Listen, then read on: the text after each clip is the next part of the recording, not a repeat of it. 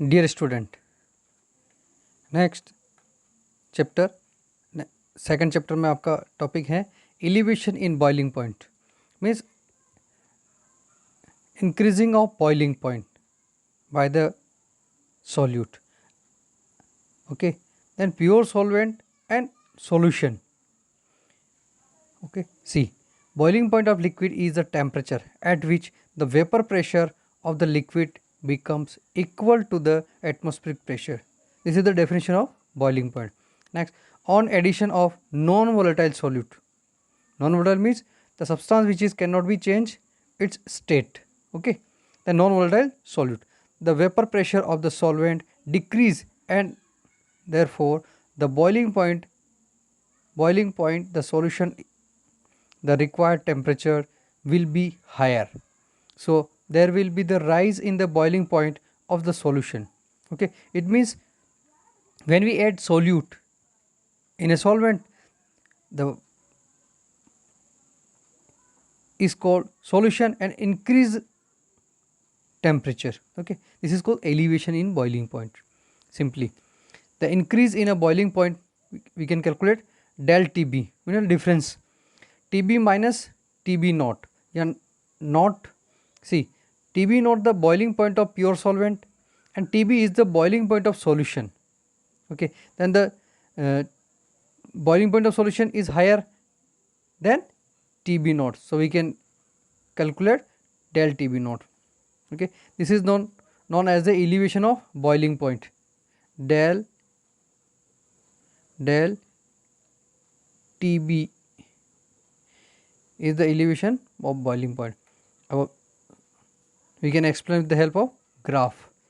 This is the vapor pressure, okay, and then this is the temperature, x-axis and y-axis. See, the first graph plot the boiling point of solvent, pure solvent, and the boiling point of solution. Then we can take slope. This is first is the del TB, del naught, TB naught और ये TB, तो दोनों का difference अपन अगर इस तरह से convert करेंगे तो ये यहाँ पर अगर आप देखोगे तो ये जो इनिशियल है 0 1 2 3 4 5 6 7, हाइपोथेटिकल अगर लें तो 5 पर ये आ रहा है आपका प्योर सॉल्वेंट का, देन 7 पर आ रहा है आपका सॉल्यूशन का, मीन्स टेम्परेचर इंक्रीजिंग ऑर्डर में आएगा, तो इसका 7 आएगा, इसका 5 आएगा, 7 minus 5 means 2, 2 is the elevation in boiling point, the two temperature increase, hypothetical ले रहे हैं अपन, अब बाकी पर्टिकुलर सॉल्यूशन के लिए लेंगे तो वो पर्टिकुलर आएगा. This is the graph, the expression del TB is equal to KB into M. Here KB is the boiling point elevation constant or molar elevation constant और other name is ebullioscopic constant. इसको याद रखने की trick ये है KB और इबिलियो B pronounce हो रहा है तो ये ध्यान रखें, बी से बी कनेक्शन अगर याद रखेंगे तो KB is equal to ebullioscopic constant, और इबिलियोस्कोपिक कांस्टेंट की डेफिनेशन भी लिखनी है तो ये यहीं से आएगी, तो ये जाएगा del TB divide by M, तो ये KB कैलकुलेट कर सकते हैं अपन यहाँ पर. Okay, calculation of molar mass of solute. Okay, M is equal to, we can write N2 by N1. So N2 means number of moles of solute, number of moles of solvent, so we can write W2 by M2 और W1 by 1000.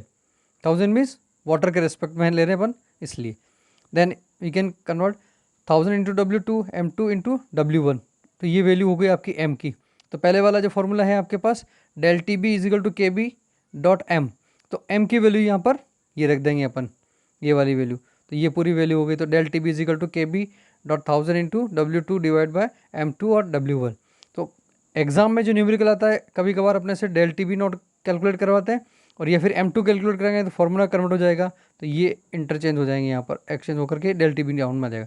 और कभी कभार ये होता है तो इन दोनों पर न्यूमेरिकल आता है, 3 मार्क्स का न्यूमेरिकल आएगा, इसमें सब वैल्यू दे रखी होगी अपने को, KB दे रखा होगा, W2 दे रखा होगा और फिर del TB, तो टेम्परेचर आएगा तो उसका वेरिएशन भी कर सकते हैं. Then we can calculate KB. KB is the, it is defined as the elevation in boiling point when the molarity of the solution is unity, यानी मोलरिटी कितनी हो जाए 1, तो यहाँ पर देखो आप, ये अगर 1 हो जाए तो ये किसके बराबर हो गया, एलिवेशन बॉइलिंग पॉइंट के बराबर हो गया। The unit of KB is kelvin KG per मोल। कभी कभार एमसीक्यू क्वेश्चंस में ये यूनिट पूछते हैं, 1 मार्क्स में पूछते हैं यूनिट। और determination of KB we can calculate KB is equal to R into m1 del T B naught, और ये 2 इसको अलग से यूनिट किया 1000 into del V vaporisation enthalpy. Okay, R is the gas constant 8.314 joule kelvin per mole. T F दे रहा है freezing point temperature in kelvin, m1 molar mass of the solvent in KG per mole, और del vaporisation enthalpy of vaporisation of solvent in joule per mole. तो ये सारी value put करने पर केबी निकाल सकते हैं। तो अपनी एनसीईआरटी बुक में एक टेबल दे रखी है केबी और केएफ की, जितने भी सॉल्वेंट है उन सब की टेबल गिवन है। तो ये वैल्यू आपको कांस्टेंट है, ये दे रखी होगी। बहुत सी बार यहाँ पर ये सब वैल्यू देने के बाद केबी भी कैलकुलेट करवा सकते हैं। तो एक न्यूमेरिकल इस केबी के ऊपर भी आ सकता है, तो आपने को ध्यान रखना है 1, 2 और 3 ये इन के ऊपर न्यूमेरिकल बनने के चांसेस हैं। Next colligative property, depression in freezing point. We can say freezing point decrease, यानी जितना फ्रीजिंग पॉइंट था वो डिक्रीज हो जाए। सपोज हाइपोथेटिकल समझो, किसका फ्रीजिंग पॉइंट 4 है तो वो और डाउन में चला जाए, 2 हो जाए, 2 पर जाकर के वो फ्रीज हो, ऐसे समझेंगे। फ्रीजिंग पॉइंट डेफिनेशन इसकी, definition of freezing point, the temperature at which the vapour pressure of the substance in its liquid phase is equal to its vapour pressure in the solid phase. यानी solid में solid और liquid का vapour pressure दोनों का same हो जाए, equal हो जाए, तो that point is called freezing point. Okay, for water 4 degree is freezing point of water. यानी यहाँ पर लिक्विड है, यानी 4 डिग्री क्या होगा, एक बाउंड्री मान लो, है ना। तो यहाँ से 4 के जैसे ही डाउन में गया, 3.9 गया वो फ्रीज होना स्टार्ट, 4.1 गया लिक्विड में बन जाएगा, 4 एक बाउंड्री होगी उसके लिए, ऐसे समझ सकते हैं। चलिए next, when a non volatile solid is added to the solvent its vapour pressure decreases and now it would becomes equal to that of the solid solvent at lower temperature. Thus the freezing point of the solvent decreases. Clear. तो इसका अपन समझ सकते हैं, ये जैसे मान लो आप एक फ्रीज के अंदर 2 ग्लास लें, एक ग्लास में आपने प्योर वाटर रखा हुआ है, सॉल्वेंट रखा हुआ है, और दूसरी ग्लास में क्या हुआ, आपने 2-3 टीस्पून सॉल्ट ऐड कर दिया, NaCl, और ये बन गया आपका सॉल्यूशन। और इन दोनों को अगर आप फ्रीज में रखेंगे तो सबसे पहले ये फ्रीज होगा और सबसे बाद में ये होगा, और हो सकता है ये फ्रीज ही नहीं हो, ये सुबह तक लिक्विड ही रहेगा पूरी नाइट भर रखने के बाद भी, क्योंकि इसका फ्रीजिंग पॉइंट इतना ज़्यादा यानी इतना डाउन चला जाएगा कि वो फ्रीज में मेंटेन नहीं हो सकता, ऐसा भी हो सकता है। ओके, चलिए we can calculate del T F is equal to T naught F minus T F. Okay, T F naught a freezing point of pure solvent, ये ज़्यादा रहेगा, जैसे 4 डिग्री और ये वो 2 डिग्री हो गया, तो लार्ज वैल्यू से लेस वैल्यू को माइनस करेंगे। तो T F is equal to freezing point of non volatile solute is dissolve. Non volatile में आपके पास NaCl, शुगर, बहुत सारी चीज़ें आ जाएगी। Del T F is called depression in freezing point. We can explain with the help of graph. तो same graph, vapour pressure versus temperature.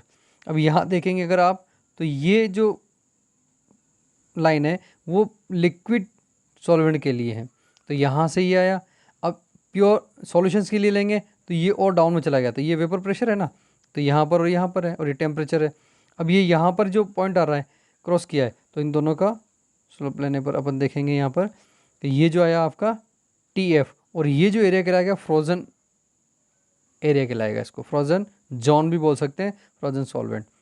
तो ये TF और ये T0F, तो हाईएस्ट कौन सा है, T0F, यानी अगर 0 यहाँ से चालू होता है तो ये हाई हो जाएगा और ये लो हो जाएगा, तो इसमें से इसको माइनस करना है, यहाँ पर ये ध्यान रखना है, ये तो ये इस तरह से इसको कैलकुलेट कर सकते हैं अपन with the help of graph.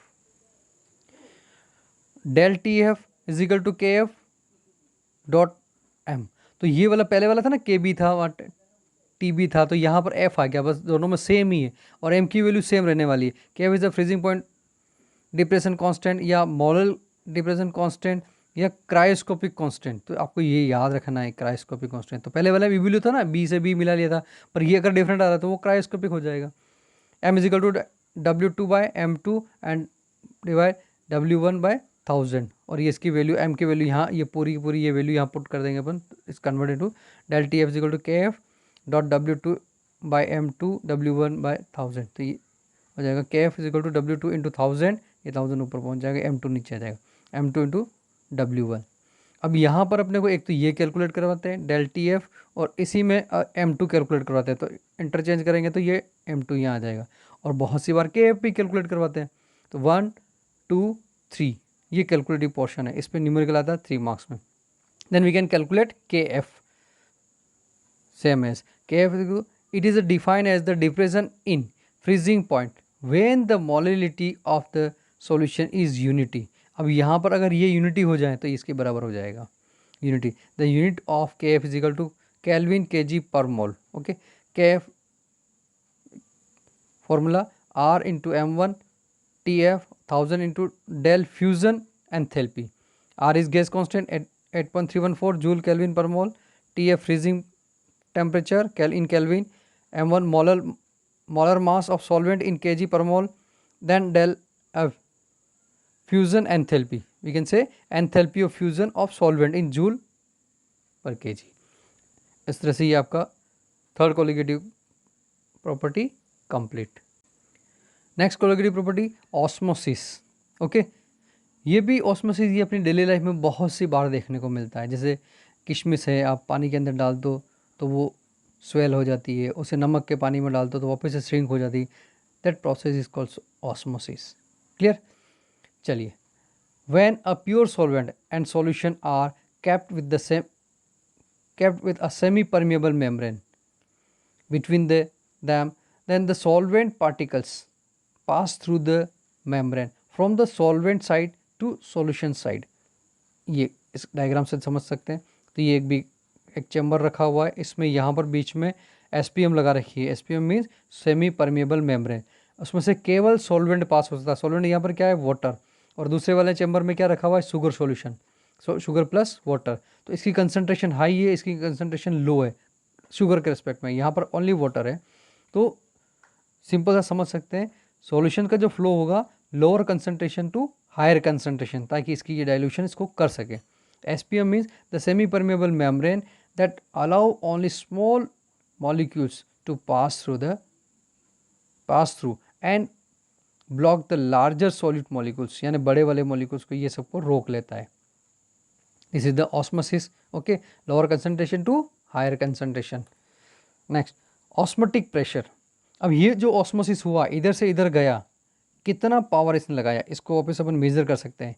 ठीक है, that pressure is called osmotic pressure. ये कितना इधर से इधर गया तो उतना वापस रिवर्स करेंगे तो वो आ जाएगा। देखिए जरा, the osmotic pressure of the solution is the excess pressure that must be applied to a solution to prevent osmosis. Osmosis को क्या करना है? Prevent osmosis, to stop the passage of solvent molecule through a semi permeable membrane into the solution. अब यहाँ देखिए, एक small diagram से अपन ने इसको देख रखा है। तो यहाँ डायग्राम है, यहाँ ऊपर से प्रेशर अप्लाई करेंगे तो ये यहाँ पर है प्योर सॉल्वेंट और ये है आपका सॉल्यूशन। तो सॉल्यूशन के ऊपर आपको प्रेशर अप्लाई करना है, क्योंकि ये इधर से इधर आ चुका है। अब इसको वापस से इसको रिवर्स करना है। जो पहले यहाँ था और ये यहाँ पहुँच गया सपोज सॉल्यूशन का, इसको प्रेशराइज करके वापस से सॉल्यूशन को यहाँ लाना है। यानी जितना इधर गया ना तो उसको वापस से प्रेशर करके इधर भेजना है। अपन ने उसको मार्क करके पता कर लिया था। तो पाई वो ऑस्मोटिक प्रेशर, ये P ATM प्रेशर है। तो P ATM प्रेशर मतलब एटमॉस्फेरिक प्रेशर है। अब फिर आपने अप्लाई किया एक्स्ट्रा प्रेशर पाई और इस सॉल्यूशन को वापस से इधर सेंड किया यहाँ से यहाँ पर। तो यहाँ पर P is equal to P ATM यानी नॉर्मल प्रेशर और फिर पाई जो आपने एक्स्ट्रा इम्प्लीमेंट किया, that is called osmotic pressure. अब ऑस्मोटिक प्रेशर को कैसे एक्सप्लेन कर सकते हैं? See expression, the for dilute solution osmotic pressure is proportional to the molarity, okay, then concentration of the solution at given temperature T। okay, we can write pi is equal to CRT। अब ये formula कहाँ से आया? Simple सा देखिए, gas equations के लिए क्या था ideal equation, P V is equal to N R T. तो पी को यहाँ पर क्या डिनोट किया सॉल्यूशन के रिस्पेक्ट में पाई, और गैस के लिए था आपका पी, तो pi V is equal to N R T. तो ये वी को डाउन में भेज दिया अपने एन बाई सी, तो ये जो क्या ये N by V, N by V, तो एन बाई वी को लिख सकते हैं अपन सी कंसंट्रेशन। तो सी यहाँ देखिए pi is equal to osmotic pressure, R is equal to gas constant, pi is equal to N two by V. N two means solute के लिए ले रहे हैं अपन, यहाँ पर सॉल्यूट का आएगा R T. V is volume of solution in litre, N two is equal mole of solute if W 2 gram of solute of molar mass, m2 is present in the solution, then n2 is equal to w2 by m2। उसके बात करें ना अपन solute के लिए, तो ये सारी कहानी किसके लिए सॉल्यूट के लिए चल रही है। तो pi V is equal to w2 by m2 RT। अब यहाँ पर अपने को क्या कैलकुलेट करवाते हैं वो m2 molar mass, m2 is equal to w2 by w2 RT by pi V. तो ये आपका कॉलिगेटिव प्रॉपर्टी आ जाएगा फोर्थ। इसमें अगर ऑस्मोटिक प्रेशर कैलकुलेट करें पाई कैलकुलेट करवा देंगे आपको। क्लियर। नेक्स्ट है, अब पहले इसको समझे जरा, ये चारों कॉलिगेटिव प्रॉपर्टी अपन ने पढ़ी, चारों में ये चीज़ देखनी है कितना सोल्यूट अपन ऐड करें कि उसकी प्रॉपर्टी वेरी कर जाए। सोल्यूट का अमाउंट पूछते हैं अपने से वो। दूसरा ये हो सकता है कि इतना सोल्यूट हमने ऐड कर दिया, सपोज 5 ग्राम हमने सोल्यूट ऐड कर दिया, प्रॉपर्टी फर्स्ट पोजीशन से सेकंड पोजीशन तक पहुंच गई, यानी उसका टेम्परेचर डाउन हुआ, टेम्परेचर इंक्रीज हुआ, वो टेम्परेचर वेरिएशन भी अपने से पूछते हैं। तो दो ही तरह के क्वेश्चन बनते हैं, इस चीज़ पे आपको ध्यान देना है। यानी कितना टेम्परेचर वेरी हुआ 5 ग्राम ऐड करने पर, ये M2 दे रखा है। दूसरा अगर उसने पूछ लिया कि टेम्परेचर इतने से इतना आ गया तो कितना मोलर मास से आया, तो इस तरह के क्वेश्चन हैं। ये क्वेश्चन जब देखेंगे अपन न्यूमेरिकल तो उसमें समझ में आ जाएगा। नेक्स्ट है आइसोटोनिक सॉल्यूशन, ये शॉर्ट नोट्स में पूछते हैं एग्जाम में, ध्यान रखना। Isotonic solution, two solution having same osmotic pressure at a given temperature are called isotonic. Iso का मतलब होता है सेम, आइसोटोनिक सॉल्यूशन जिनका ऑस्मोटिक प्रेशर सेम हो, that solution is called isotonic solution. The solution with lower concentration और lower osmotic pressure is known as a hypotonic with respect to more concentrate solution. तो ये हो गया hypotonic. Next, the solution with higher concentration और higher osmotic pressure is known as a hypertonic with respect to dilution, dilute solution. तो यहाँ पर आपका isotonic, एक उससे ऊपर वाला, एक उससे नीचे वाला। तो इस तरह से 3 डेफिनेशन हो गई। क्लियर। आइसोटोनिक, हाइपर और hypo. Okay. Next definition is reverse osmosis, यानी जो ऑस्मोसिस हुआ है उसको रिवर्स करना, यानी अपने ऑस्मोटिक प्रेशर कैलकुलेट किया ना उसी के रेस्पेक्ट में। If a pressure larger than the osmotic pressure is applied to the solution side, the solvent will flow from the solution into pure solvent through the semi-permeable membrane. This phenomenon is known as a reverse osmosis. Okay, then application of reverse osmosis ये कहाँ use होता है अपने life में, तो desalination of sea water, यानी सी water से को प्योर वाटर में कन्वर्ट करने के लिए रिवर्स ऑस्मोसिस काम आता है। When pressure is applied, pure water, that is pure water is squeezed out of the sea water through the membrane, और कौन सी वाली SPM। तो ये चैप्टर अपना यहाँ तक। अभी CBSE ने नया सिलेबस रिलीज़ किया, उसके अकॉर्डिंग अपन देखेंगे तो ये 2 टॉपिक अपने और ऐड थे उसमें, तो उसने हटा दिए, 30% सिलेबस रिमूव किया, उसमें से ये सॉल्यूशन वाले चैप्टर से ये दोनों टॉपिक हटे हैं, abnormal molar mass and van't factor. इसलिए इस दोनों टॉपिक को अपन यहाँ पर वीडियो में नहीं ले रहे।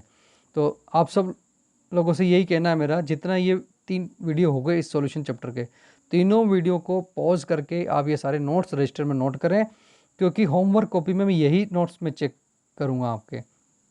तो जो आपका सेक्शन 12 सेक्शन सी और 12 सेक्शन डी दोनों के नोट्स चेक किए जाएंगे और ये आपको होमवर्क में करना है। Okay, thank you.